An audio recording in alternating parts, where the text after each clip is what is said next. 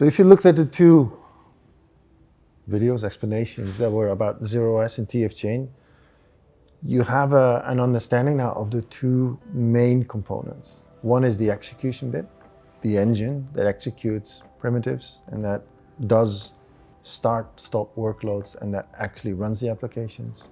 TF chain, the other really important element, endlessly scalable, but it stores all of those definitions, what needs to happen on which particular nodes, on what particular times and for what particular periods. So those two elements we now have, but we still don't know how they talk to each other, and we still haven't seen that. So that's where the planetary file system comes in.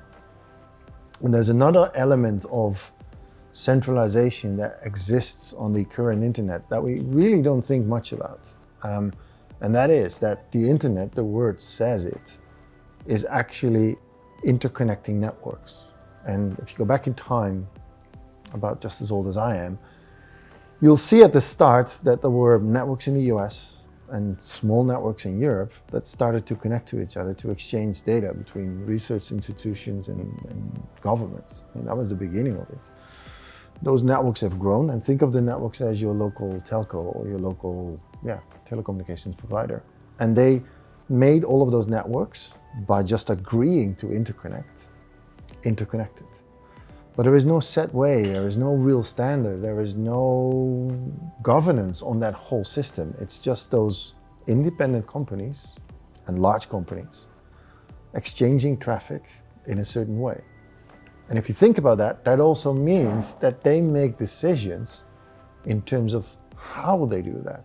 And they decide what path to take, whether it's the shortest route or whether it's a slightly longer route. And they can make the decision based on commercials, on cost levels, on whatever they might want to do it.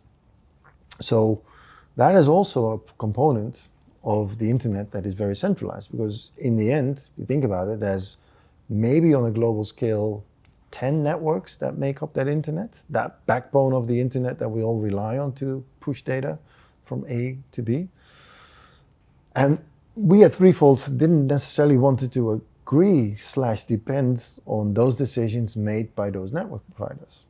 So we adopted a technology called the Yggdrasil network, which does that in a very different way. It's like an overlay network, because we cannot redo all of those physical connections. But what we can do is create an overlay network that makes its own decisions to where it needs to route traffic, independent of what that underlying physical network does. And this technology almost allows the nodes, 3 nodes, and any other participant on it, to actually understand, almost like in the physical world, that you understand how far a particular country is from another country, and how difficult or how easy it is to go from one city to another via a certain road. So what Yggdrasil creates and what the planetary network creates for ThreeFold is that it creates a routing possibility based on shortest route, based on fastest route, that is being decided by the network itself and not by those physical network providers.